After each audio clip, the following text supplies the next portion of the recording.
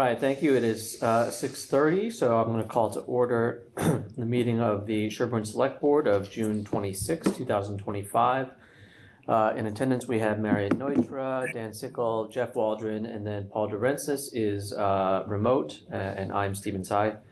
Can we begin by having the Assistant Town Administrator read the executive session agenda?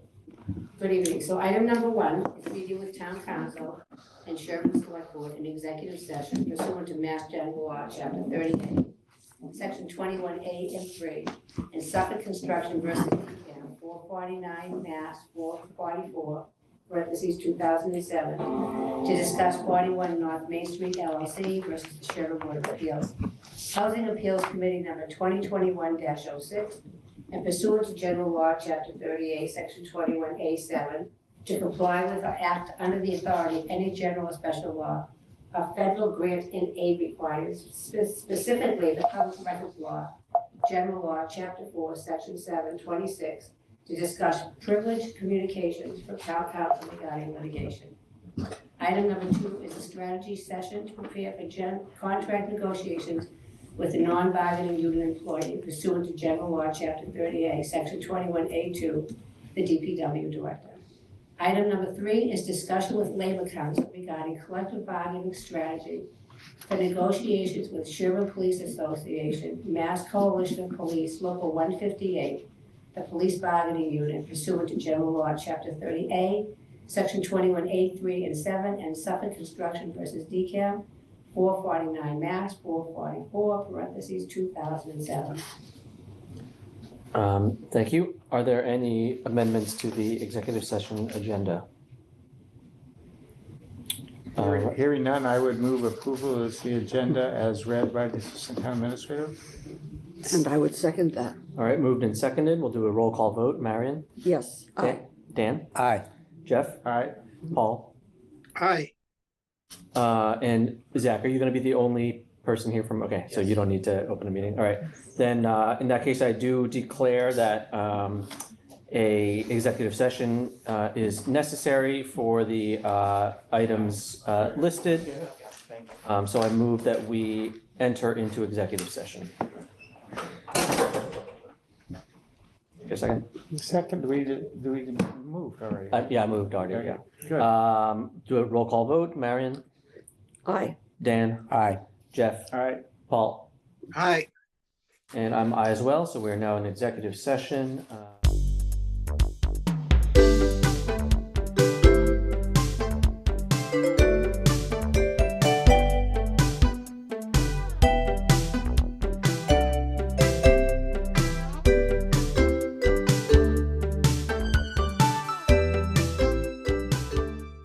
All right, thank you. So this is now the open session of the Sherborn Select Board meeting of June 26th, now 7:22.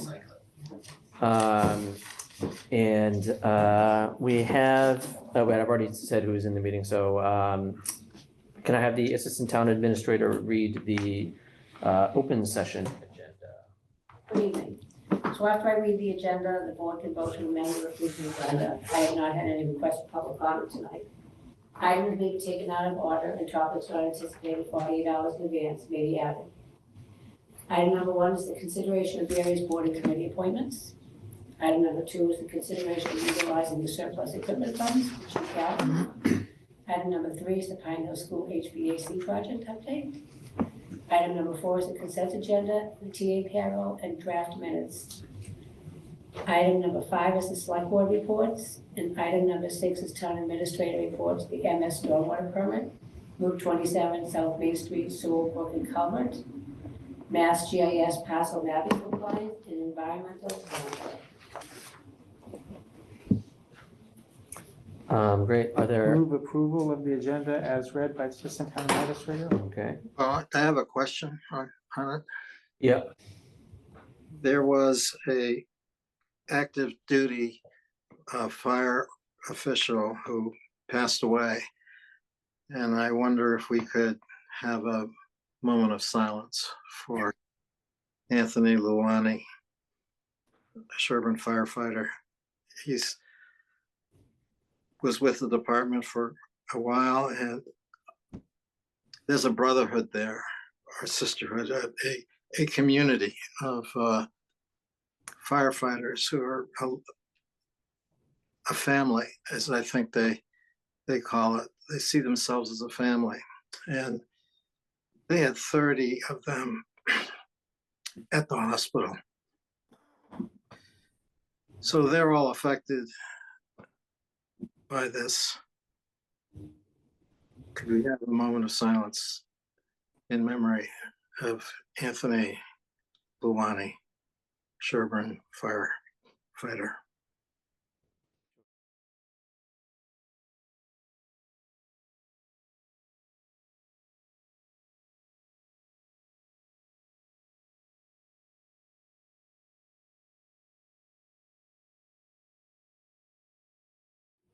All right, thank you. So there's been a motion to approve the agenda. I need a second. Second. All right, Marion, Aye. Dan, Aye. Jeff, All right. Paul, Aye. and I'm I as well. All right, so the first item, consideration of various board and committee appointments. There is a list attached. Do you want me to read? Yeah, I don't think I can make it all the way through that list without coughing a lot, so. For the Affordable Housing Trust, that's a 2-year appointment for Kurt Stiegel for a term to expire June 15th, 2027, and he is a reappointment. The Sherborn Agricultural Commission, I am happy to say we have 2 new appointments. Bose, Yeah, can you spell your last name? you just read it out, it's Kutchaparaka. Ketchum, okay. He's a new appointment for a term to expire June 15th, 2028. Tricia Caldecott, for a term to expire June 15th, 2028. She's a new appointment but called me today. She had a prior family appointment and couldn't make it. Sherborn Arts and Cultural Council, Liz Panagoulis, for a term to expire June 15th, 2028. She is a reappointment. Tricia Caldecott, for a term to expire June 15th, 2028. She is a reappointment. The Conservation Commission, Matthew Ollier, for a term to expire June 15th, 2028. That is a reappointment. The Council on Aging, Destin Pete Holden, for a term to expire 2028. Geraldine Jerry Horn, for a term to expire 2028. They're both reappointments. For the Elderly Tax Aid Committee, Ed McGuire, for a term to expire June 15th, 2028. He's a reappointment. The Energy and Sustainability Committee, they're both reappointments. Fred Cunningham, for a term to expire June 15th, 2028. Andrew Lauterbach, for a term to expire June 15th, 2028. The Historic District Commission, James Guarino, for a term to expire June 15th, 2028. He is a reappointment. And for the Historical Commission, we also have a new appointment. Her name is Dinah Ellinger Coates, for a term to expire June 15th, 2028. She is a new appointment. And James Guarino, for a term to expire June 15th, 2028. He is a reappointment. For the MBTA Board, Select Board Representative Steve Petty, for a term to expire June 15th, 2028. He's a reappointment. For the Open Space Committees, Nicholas Rodenhouse, for a term to expire June 15th, 2028. He is a reappointment. For the Personnel Board, Lee and Wynn, for a term to expire June 15th, 2028. And for the Recycling Committee, and I spoke to Charlie Tyler last night, and he's asked to have a 2-year appointment instead of a 3. Oh, So I said, okay, we'll talk after 2 years, I'll convince him to do it. okay. June 15th, 2027. He works a lot of hours. Yeah, he does. He works a And lot of hours. David always Muniz, there. for a term to Yeah, expire always June 15th, 2028. I expect to bring more forward as the meetings continue, because there's Okay. still time coming in. They're still coming in, okay, Yeah. great. Bose, did you want to say anything about, kind of tell us about yourself and what your experience and interest is in agriculture? Well, so I work in clinical research, clinical medicine. I'm not a physician, I'm a scientist, and I think food is the most important aspect of health. And to learn about how agriculture is done and all that was very interesting, and that's why I thought it's a great opportunity to do that. And we know Richard, we buy a lot of stuff that Richard grows, and he's part of the commission, so I mean, I'm excited to be there. It's pretty much great. Can I make a comment? I just am so impressed that you're willing to volunteer for the town. With your background, you're highly overqualified for agricultural commission, but I think you'll add a lot. Yeah, I mean, well, I come from India, and I have family that has farms and stuff. But out here is a whole different ballgame, 99% of everything I planted died. I go to Home Depot, I go to Lowe's, I go to garden sales, I go everywhere, I buy all these plants and plant it, and bingo, they're all gone. So your molecular structure background is not helping. That's yeah, well. Not yet. Not yet. I guess it's about the amount of effort I put into it, but otherwise, yeah. So Oh, thanks. I'm hoping to learn, and also I've been talking with the Conservation Commission about trying to re-green that little patch of land in front of our house. It's called the Grange Pond, under their control. So I've been trying to think what we plant and what will grow and all that stuff. So it's got nothing to do with agriculture, but it's got to do with birds and bees and everything else. So that's one of the projects I want to take up, and talking to people on the commission will certainly help me. Talking to garden clubs would help me. So that's why I thought this is a good commission to be part of. Mr. Chairman, Yes. so I want to make a comment in the motion. The comment is that we have a wonderful group of volunteers for the town. That's not only, thank God we have Bose who's willing to step forward for the Agricultural Commission, but across the list here from top to bottom, there are some impressive, very impressive resumes, very impressive people. The town runs on volunteers. They make all our lives better, the whole community better for their effort. I'm delighted that they're re-upping, many of them are re-upping. So I'd like to make a motion to make the appointments as read by the Assistant Town Administrator for the terms indicated.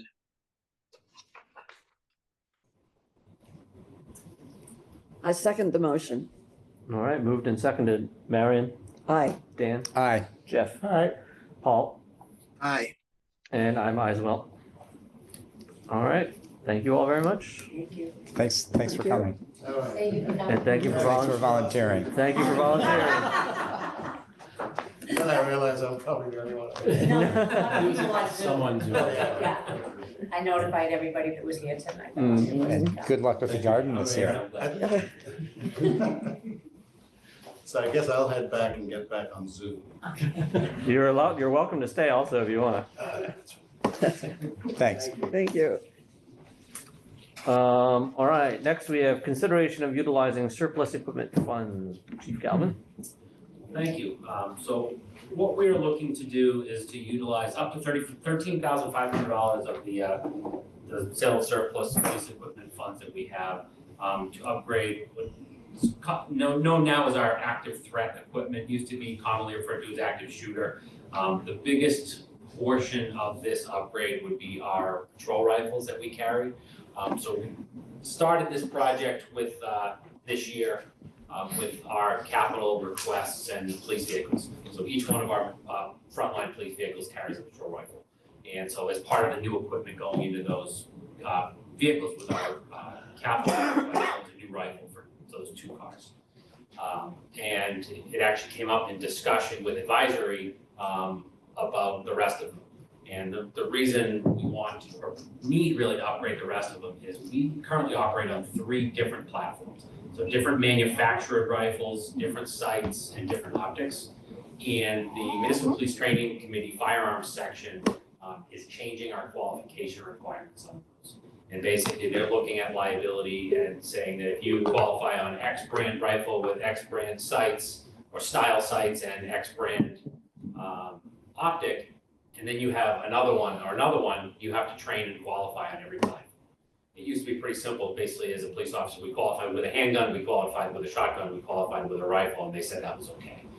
So we're looking at doubling or potentially tripling our qualification and our overtime costs for qualifications. So what we'd be looking to do is upgrade those rifles. And those run about $2,500 a piece. It's broken down really $1,000 for the rifle or so, or $1,100.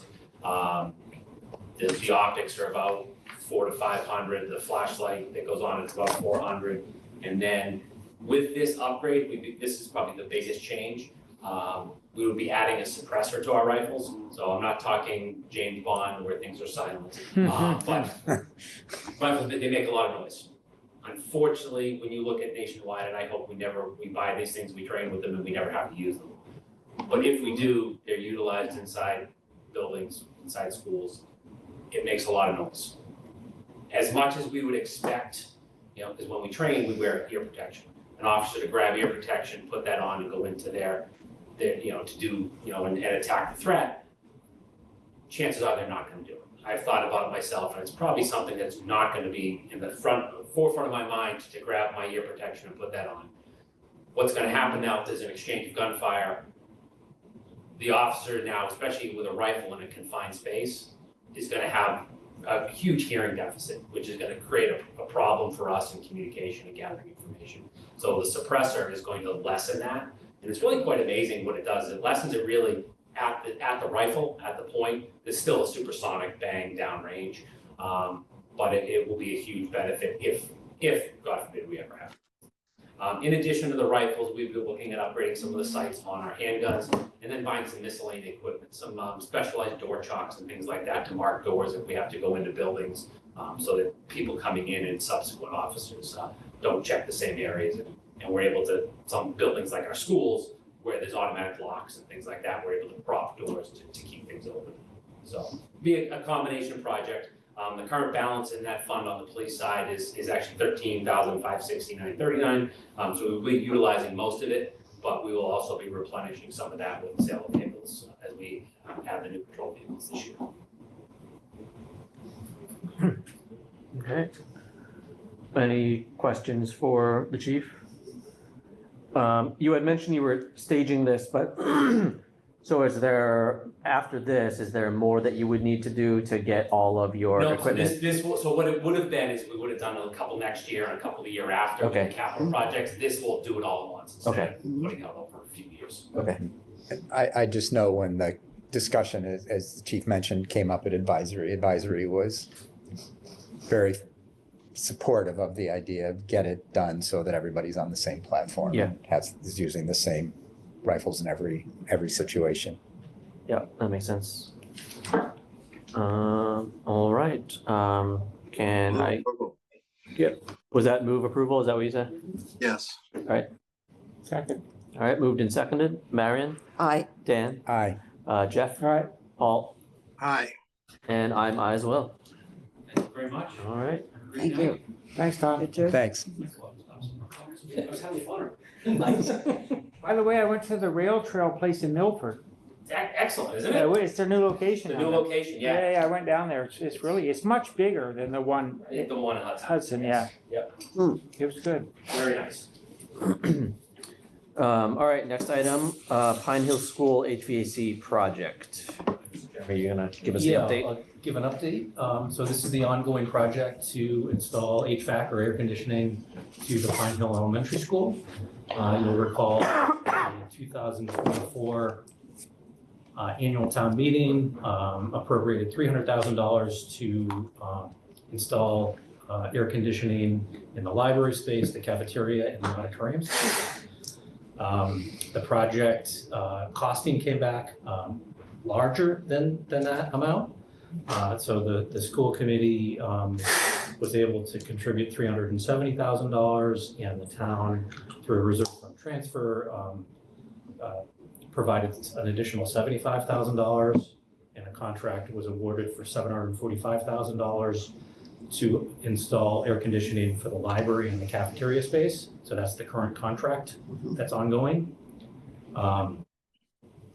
As we got going with that project, an alternative form of ventilation was put together and designed by the engineer on the project for the auditorium, an ERV system, an energy recovery ventilation system, essentially updating what is not functioning entirely well in the auditorium space.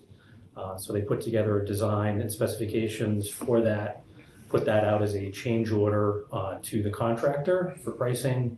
And we've received back a price quote for that work in the auditorium of approximately $157,000, which, if you recall, the bid alternate in that, the original bid for the full air conditioning in that space was $515,000. So this is a lesser expense. It's a different form of that ventilation, but one that is would provide some benefits to that space. So there is an opportunity in that the end of the fiscal year for 25 is on us. Just like last year, there's about a little over $600,000, $650,000 that we forecast would be turned back. Of that, $170,000 of that is actually budget from the Pine Hill Elementary School. That is forecasted to be turned back. Talking with Deb's on the line here, but talking about some timeframes. If you were to entertain utilizing any of those surplus funds from FY25 to fund this change order, the funds would need to be encumbered by July 7th. So we need to have a change order signed and sort of encumber those funds by July 7th. And then we'd have till sometime in the fall to actually expend those funds, which is ample time given that the contractor would move forward to get these, once delivered, would move forward to get those installed in August. So a decision point to be made, whether the town entertains this change order now. Alternatively, it is information that you could utilize to inform a town meeting capital request next spring. However, this is informative pricing now. The pricing could be different in the future. Great. So 2 points of clarification. One, so did the contractor say that even with adding this change order on, they would still be able to complete the project before the start of the school year? Yes. So we've been requesting a schedule from them even prior to this change order. They've been promising to give a schedule. So we've been a little disappointed by that, not having a firm schedule, but the contract states they're supposed to be done and installed by the end of August. And they indicate that this work could be done as well by that time frame. The schedule, they've indicated they could double up on the labor, put more crews toward it to get it done quicker, but a lot of it's dependent on just getting the materials delivered. Yeah, okay. And then the other thing is that, so this equipment is basically just mechanical ventilation, not cooling. But just to clarify, if in the future we wanted to add cooling to the auditorium, it essentially could be piggybacked on top of this equipment as opposed to requiring the replacement of this equipment. Yeah, that was the direction given to the HVAC designers, engineers, yes. And if the project was the total HVAC for 115, this kind of ERV system would be part of that, right? Because That's you'd my have to understanding. do this kind of control. Yeah. No, I A fair don't think amount of that's the true. value is to remove the old equipment and get that out of the space. So that's a part of the work. But it's my understanding I that don't there think that's true. is some synergy with the ERV and the future.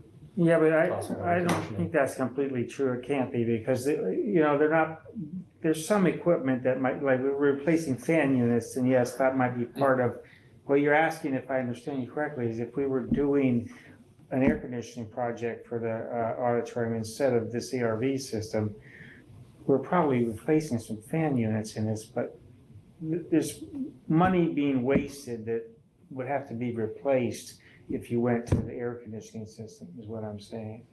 There's probably some components, and you can correct me, Jeremy, but having worked in construction for quite a while, there probably will be some equipment installed that will be then removed Okay. if we did air Yeah, conditioning I next think year. that's probably always the case, and when you're Yeah. following up on something, But but this is the directive to the Yeah. engineer was that it's to be phased in some way, or at Yeah. least a possibility to be phased. I gather from a conversation with Chris Canny that at least some of this, some of the controls stuff, yes. I'm gonna say something stupid, but the really fancy thermostats and control devices you'd need those for the You'd HVAC, need them for and they both. would probably stay, but Yeah. I'm sure there's stuff that wouldn't. But they're probably not the big cost. I mean, I'm concerned about this just because I think it might be good money after bad. I feel like we might be better off delaying and doing, if we really, first of all, Steve's brought this one up before, is, we're gonna replace Pine Hill in 3 years, whatever the number of years is. Probably not. I don't think it's gonna be 3 years. But whenever it is, this probably is a stopgap measure rather than a solution, I guess I would say. So Yeah. I'm not I mean, the other thing, opposed remains to to be it, but I'm seen, not enamored with it either, I guess is how I. the adjacent cafeteria space Yeah. with that HVAC, the AC there, how the spillover might help with the auditorium. as far as No, the I talked cooling. with David, the But, there Woodhaven is- resident is the chef at Pine Hill School. So, There is an issue with that Yeah. sort of refresh of air, the Yeah, ventilation in the auditorium space that needs to be addressed in some fashion. All right, Sean and Paul have hands up. I think Sean, you were first, so go ahead. Sean would be more knowledgeable. So as far as the CRV, this is a system that was not part of the original bid. It was kind of a redesign, and first of all, just for anyone that knows that building, and Jeff might forget because it was a little while ago, but Stephen doesn't. That auditorium does not have heat right now. There's no heat in that auditorium other than if you sit on the boxes on the window. This ERV is going to supply that. It's also going to supply much more efficient ventilation because it's going to take the ventilation that's kind of ad hoc right now and recover the heat or energy that's in it and send that back into the building. So although it's not cooling, they did design this with a system that the cooling coil can be added to it later. So ultimately, rather than it being a throwaway unit, if we went back a year later and said, we messed up, we really should add cooling to the auditorium, this is actually just the opposite. They'll be able to do it easier. The electric supply isn't there for the cooling, but a unit, an air handler is there, which has been lacking since 1998, whenever they did the addition and shut that unit down. We've been lacking that ventilation up there. So you should not wait. If the town should not wait. This was, in my opinion, the most important part of the HVAC project. So to be able to get it back on track, we should find a way to cover it now. And the 150,000, whatever it is, will not be the same. That's a change order. That won't be the same if we just put it out to bid later as a standalone project, because That's definitely true. I'm sure of that. it's a lot of duct work and a lot of electrical work that needs to be done while they're doing a lot in the same area, relatively the same area. Thanks. Thanks, John. Paul? So I have come around to being enthusiastically in support of HVAC for Pine Hill and for all our schools. And this revelation, if you will, is the result of my attending as town council a special town meeting in another town, in an elementary school. On Monday, it was 102 degrees elementary school cafeteria. And there was 272 people there. The first speaker got up to introduce Article 1, and somebody moved the question before the person finished the motion. They all wanted to leave. People were gasping. And these are adults. Imagine children trying to learn in that kind of environment.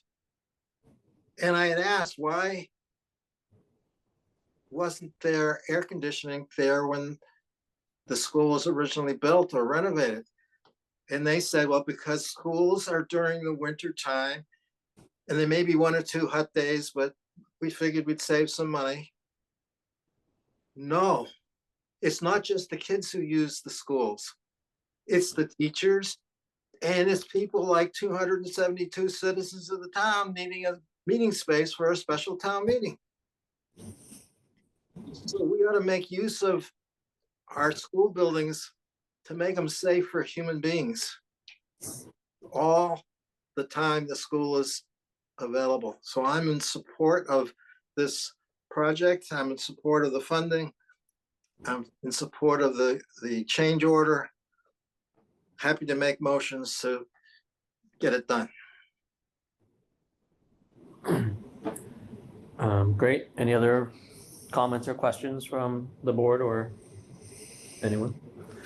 Yeah, go ahead. I was just going to briefly say that, there was discussion a year and a half or so ago with an ad hoc committee that the schools put together to begin a conversation about future of Pine Hill School. And that didn't progress all that far, but the engineer report that came back, suggested, and some other considerations that don't know, no decisions have been made. It's something for the future, but, good prospects for the possibility of doing a renovation. Yeah. And so, well, who knows what, it's hard to predict, that far in the future, but it seems more likely than not that there'd be a renovation rather than a complete replacement. So then we have this building, aren't gonna air condition the whole building, too expensive. The idea is to create spaces so that it would work on those hot days for students, and doing the cafeteria and the library space should go a long way towards doing that with the way they can rotate students around during the course of a day. And this project would take care of the obvious ventilation problem. It's not going to do cooling, but takes care of the ventilation problem as Sean described in the auditorium space, which is a pretty big deal. I haven't been in there a lot, but the times I've been in there with a lot of students in that space. Yeah, exactly. When you got me there, the air gets a little tight because there's just not much air much air movement. Connected, as you know, the cafeteria really is directly connected to the auditorium if you open that one double door. Which could help as well. So I've come out in support of trying to do this. I appreciate Sean's comment, so I would concur. So shall we make a motion to offer, I guess we have to have it by, what did you say, July 7th? July 7th, Yeah. if you want to do that, we need to obligate the funds. So I get your Would we be motion better to off- authorize It's or a support this. Steve question, would we be better off just doing a reserve fund transfer, whatever we have in a reserve fund, and then just have the 157 come back in surplus? Because we won't really have the surplus. Or, you know what I'm saying, are we better off doing a reserve fund transfer? I think or you've just got, saying, this Pine Hill Elementary School, Deb is Deb still on? Yeah, Deb can explain how the accounts on the town side work, but there's just a there's very few accounts on the town side. right, The big detail of the accounting is on the school side, but yeah, there is, you could easily utilize one of the few town side Pine Hill school accounts without having to do any reserve fund. Okay. Because there's sufficient funding in that funding account. available That's in correct. that overall budget. Yeah, so essentially we would just be approving this project under the Sherborn Schools budget for fiscal 25. That's And correct. there's enough space in there for it. And essentially we're just giving Jeremy the authorization to sign the, So you, And change when they order. can't overspend their budget, I guess it's in aggregate, not by cost category. Is that Yeah. what you're saying? yeah. And either way, they've got enough room in their budget to cover this Yeah. project anyways. Advisory isn't scheduled to meet till July 10th. Yeah, they which would be always have to do too one. late Yeah, unless they schedule a special Yeah, meeting yeah, to I do knew this. that, because they have to do the one at year end. And as far as the timing of the use, whether it's from reserve fund or the school budget, those dates I gave you are the same. As far as income, the time to encumber Okay, and the time to spend. So can I make the motion that Stephen Tsai basically said when, in his remarks? Approve the project. Was using Deb gonna Google add Funds. anything? Deb, did you want to add any detail? No, I just concur with everything you said. Thank you. All right, so there's a motion to essentially authorize the town administrator to sign the change order. That's the motion. A second? All right, moved and seconded. Marion, Aye. Dan, Aye. Jeff, all right. Paul, Aye, and I'm I as well. All right, item 4, consent agenda. move Go for approval. it. There you go. You're slow. I know, a little Paul. slow. wondering what was going on. I second Paul's move. The photons are traveling slowly to Nantucket. Did you second that? I did. Okay, great. Marion, Aye. Dan, hi, Jeff, I, Paul, Aye, and I might as well. All right, select board reports. I have one sort of report, just an accolade for Jeremy from the Small Town Administrators of Massachusetts. He has received a professional certification, the only town administrator to receive one this year. I don't fully understand what this accolade is, but accolades are always good. I have no professional accolades to my name, so you're at least one up on me. Congratulations. So congratulations, Well Jeremy. I done. second the accolade. That's Yeah. great. Well done. Congratulations. congratulations. Any other select board reports? I do have just a heads up that because we and others have been getting questions about the activity on Coolidge Street that's kind of near where the new developments may go if they are successfully started. Because of those questions, some of us felt that it's really important to have a information session for the community just to bring people up to date on what's happening.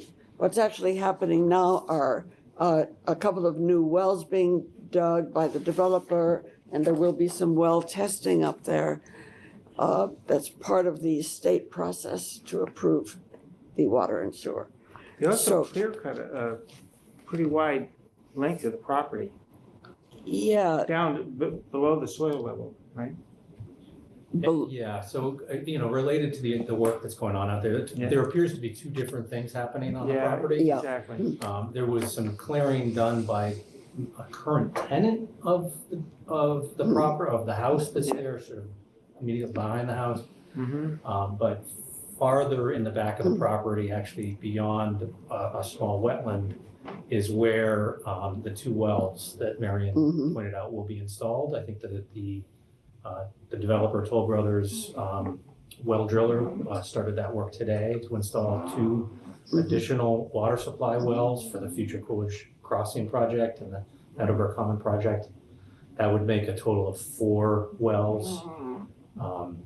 Those wells need to be tested by way of the permitting, the MEPA permitting for the project to prove out whether there is on-site supply or not. right. That's part of a longer process, and we just want people to understand what the activity is back there, so they don't, You drive by more than I do, but they've done, it looks like they're tearing down the non-historic back building. But there's now, because I drove by it today, there's a fair, maybe it's to get into the well area, but they've, No. they've cut a So pretty, Joyce has visited as early as, Yeah. I mean, as late as yesterday. Yeah. She's been out there a couple of times in the last week. And has pointed out to the folks doing that clearing where the limits of the buffer zones are for the Yeah. wetland. Mm-hmm. She did not see any disturbance within any of the buffer zones. So Yeah, yeah. currently, that work is outside of the buffer zones. And the access for the well drilling is actually via Meadowbrook Road. Yeah, Gray Behind. Road goes up the Oh, back. okay. So they're kind of coming at it. But a this different is way. visible, this Is- strip. Yeah. that they've Right. Is done. there, is But it seems to be unrelated to Coolidge just Crossing. the Yeah, owner Probably. decided to, wanted to do that? it's odd, it's kind of Well, odd. those properties aren't owned by Toll Brothers yet. They have an option I know, on them. They an still have option. the original, which is Trask, I believe, on that Yeah. bit, or Melchior. I'm not sure whether. Yeah, I know. We'll keep an eye Divisions. on it as far as, Yeah. work that needs to stay out of the buffer zone. And if they need any other Mhm. permitting for that clearing work, but that work is not by Toll Brothers, that is by. Right. Yeah.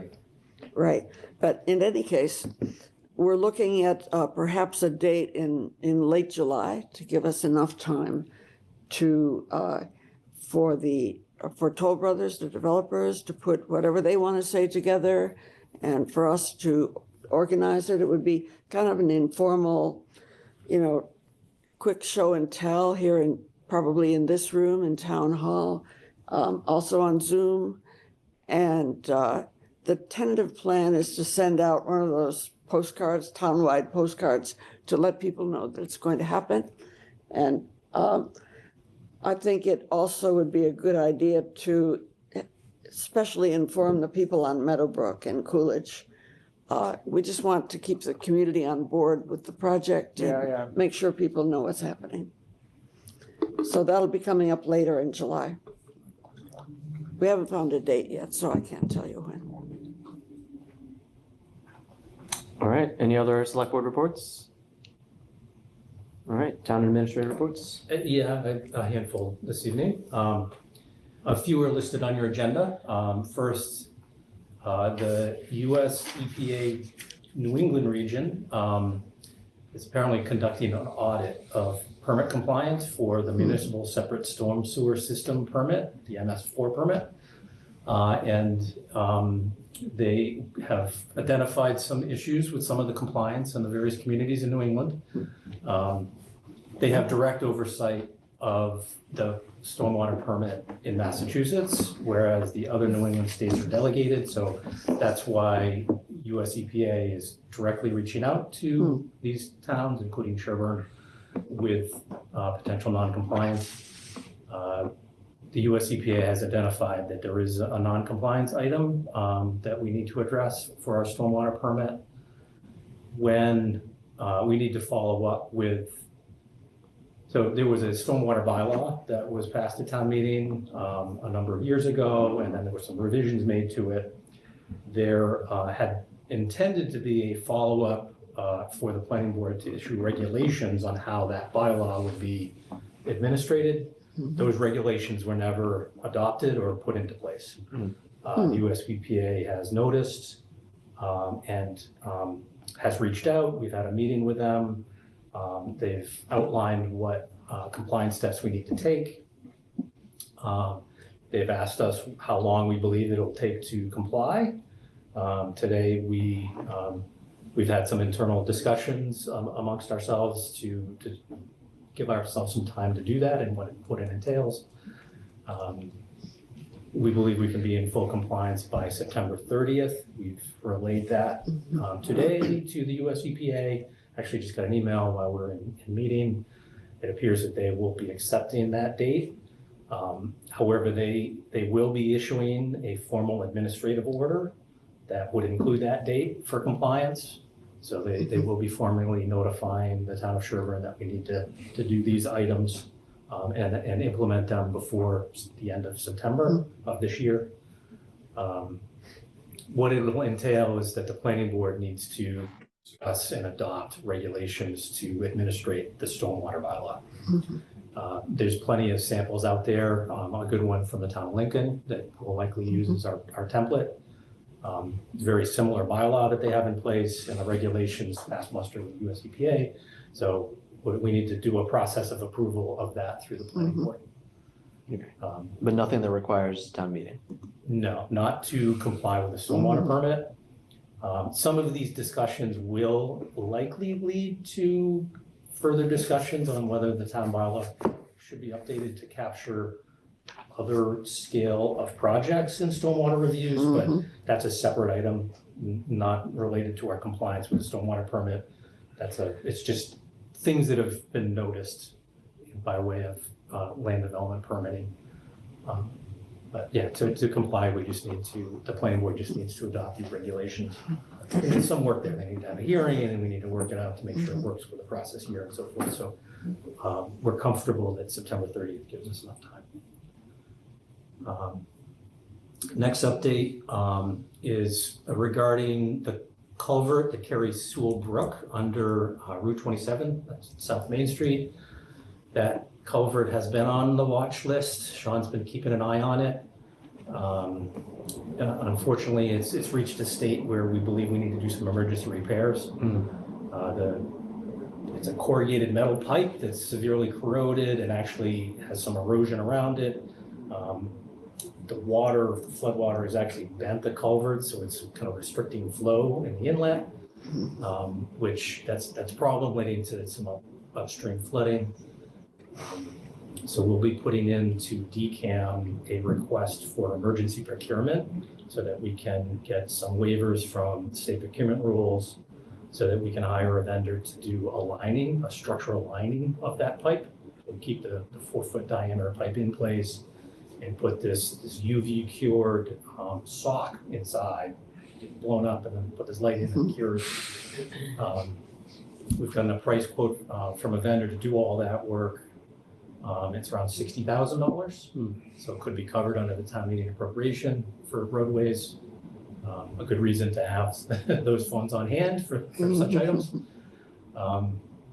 Doing it this way will have minimum impacts to traffic. So there really shouldn't be any impacts to traffic, other than maybe some lane closures or shoulder closures. So they won't need to close the road entirely? No, Okay. Because they do it from the pipe ends. And then Sean will do some work on the ends, but that work will save the road from potential collapse if that culvert fails. Is the fix relatively long-lived? It is, yeah. And they have an estimated life, I believe it was it 50 years, Sean? That's really long. It's made out of fiberglass. It's fiberglass. It's impregnated with resin. It's structural. It's a long-lived fix. Yeah. Oh, Sean, we replaced the culvert on Route 16. Remember, it was actually completely eroded underneath that culvert on Route 16. That was, what is that, 2 years ago? Yeah, and you'll remember that was a good time, Jeff. We really enjoyed detouring all Route 16. I remember that. That was a And blast. you had a gas line going right parallel to the road on the side there. I remember that very well. Correct. We're lucky we don't have gas lines on South Main Street, but we do have a pretty large outfall right next to that culvert that would be compromised. There's a manhole, there's several catch basins, because all the storm water that comes down almost from the Catholic Church Yep. ends up going to that outfall. So we'd have other collateral damage there that we'd likely lose if we ignored this and the road collapsed as it did No, on. we don't want to do that. I was just worried if this was as good as a replacement project. But it seems like it would be less disruptive, enormously less This is disruptive. a fix that we won't need to think about for a while. All right, that's good. Is the project timeline, could it be fast enough that we could get this 60,000 in under the end of your transfers as well? Good question. Yeah, okay, I think we could do that. Yeah, because then you could save 60,000 in roadway management funds for next year. Yeah, that's a good idea. We just, a similar timeframe, we need to encumber the funds. Yeah, because if we can pay that with free cash right now, that's probably the best use of the money. I mean, this is the type of thing that if necessary, a reserve fund transfer would have been approved for it. Yeah. Deb, do you see any issue with that approach? No, actually, I think that's a great idea. And did you get the timeline as such, because you mentioned needing a waiver to do the, We need a waiver for the procurement, which is a fast turnaround. So, Okay. Sean and Addie May have helped write up a letter that I'll submit to DCAM later today. And generally, they turn that around within a day. Now, they definitely err on the side of, public advertisement for procurement, but I have received waivers for such items. I mean, they'll recognize the They'll urgency. recognize the urgency. Yeah. South Main Street collapsing would not be good. All right. So, yeah, just wanted to make you aware of that. Next update. So Holbrook Regional Dispatch was in the process of seeking grant funds to help with their operations. One of those is 911 grant funds, which are actually contingent on GIS parcel and ownership information being certified by one of the offices in the Commonwealth.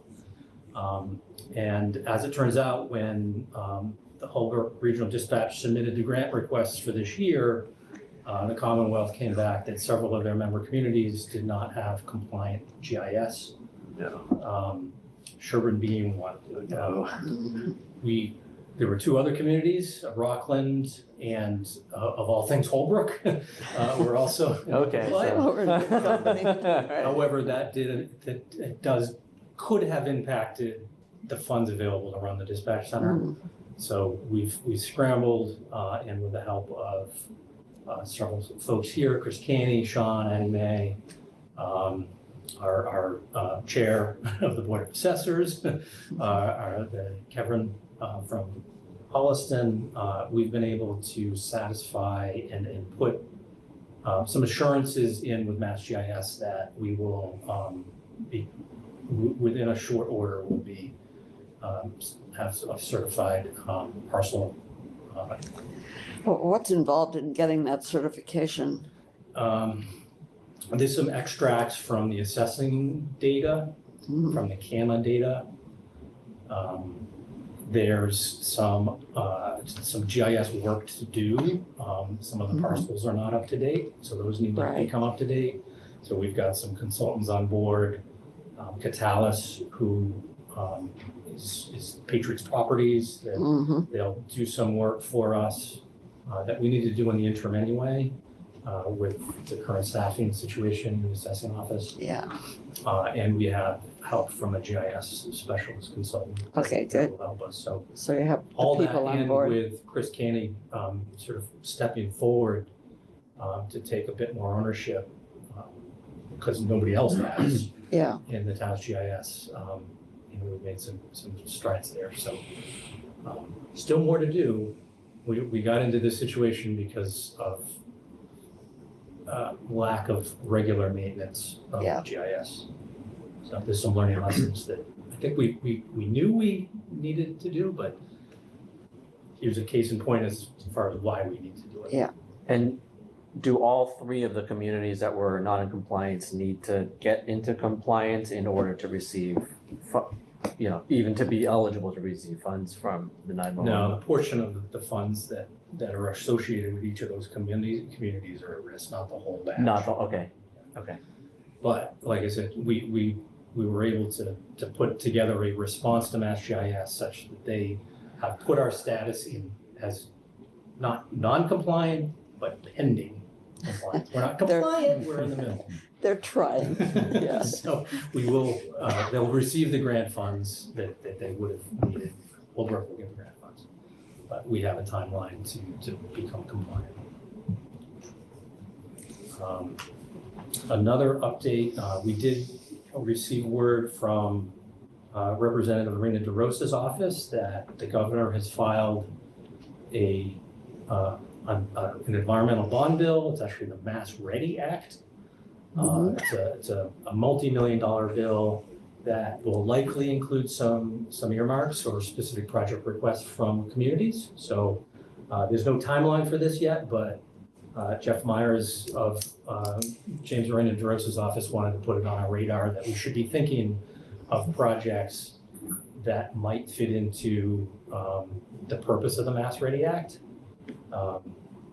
They could be culvert replacements, salt marsh restorations. They're helping offset some of climate resiliency type projects. Similar to the prior environmental bond bill. There's additional money in here for the MVP program. The town is doing this, the MVP 2.0. Another reason to get that process behind us is because this bill would add a lot more funds to that program. What about PFAS? Because we might not get all the PFAS earmarks that we thought, and that seems pretty environmentally related to me. Yeah, there's a big component on strengthening infrastructure, mostly around like soft infrastructure, not like hard pipe infrastructure. Investing in farms and local economies, protecting water and nature. So a lot about protection of the environment. More conservation stuff, There's a housing component, housing and environmental permitting reform. Maybe there's in there for something housing related. Some focus on supporting Western and Central Massachusetts, but I'll send out to you all what the purpose of the bill is, so it might inform folks thinking. So if we have ideas, we'll circulate it out to the other boards and committees as well. like Open Space Committee and others that might have ideas and sustainability. Yeah, I assume you're putting this on Amelia's radar. Better protection. So what's the venue for vetting ideas? Who's the central? It would be used, the select board. Okay. Your local representative would look to you to centralize those requests. I mean, within Just the like town. Yeah, within the town. Do we want to put out have a it come call through the to? town administrator select board office? Right. Do we Diane, want? Amelia, and myself. I'm wondering if we want to advertise the possibility of, open to ideas kind of advertisement to key boards and committees, Concom, sustainability, groundwater protection, even planning board, maybe. Will help spread the word. Two other updates. There's been a fair amount of discussion and inquiry from developers about the ADU permit, how to permit ADU additional dwelling unit type projects. So we've been using the bi-weekly meeting of the land development folks to help with that conversation. But just wanted to put that on your radar. There have been some questions on how what developers need to do to permit additional dwelling units now that there are essentially two types of ADUs. There's the by right, and then there's the ones that were allowed by Sherborn previously, which have different requirements, and the Commonwealth is still developing some of the guidance on that. So there's more work to be done there. Questions remain. Right. Yeah. I mean, part of that, of course, is reviewing what we know what our own ADU bylaws are now. We've just been through that. Reviewing how that jives with current Board of Health regulations and how Board of Health regulations might need to take that into account. So that's the subject of the meeting, I would guess. Yep. Okay. And then the last update, just an update on two Recreation Commission projects. The Laurel Field Irrigation Project, the bids will be received July 11th. And then pending available funds based on the bid, that work will be completed. And then just an update on the Jamison Tennis Pickleball Court. We've received the final design and specifications from the engineer. Dave has just circulated it. Sean and I have gotten copies to take a look and to help inform. The idea is that they'll have that put together and we'll get that out to bid in the coming month, such that we may have a contractor on board to start that work this fall and have it completed this fall. That'd be great off season. It'd be exciting. to Do that, yeah. So that's the current game plan. Mhm. That's good. All right. Is that it? I think that's it. Move to adjourn then. Second, All right. we didn't have any grants or funds for you to approve tonight, so that's your. I'm disappointed. All right, Marion, Aye. Dan, Aye. Jeff, Aye. Paul, Aye. and I guess I'm a nay. Yeah. You're That channeling was Eric. Chuck Yon's Yeah. I know, but yeah, Eric was John's, channeling Chuck Yon. common refrain.